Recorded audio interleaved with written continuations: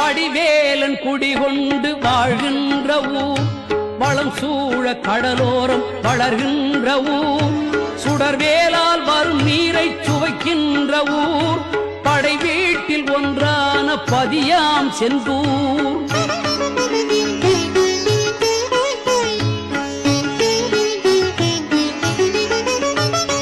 வடிவேலன் குடிகொண்டு வாழ்கின்ற ஊர், வளம் சூழ கடலோரம் வளர்கின்ற ஊர், சுடர்வேலால் வரும் நீரை சுவைக்கின்ற ஊர், படை வீட்டில் ஒன்றான பதியாம் செந்தூர்.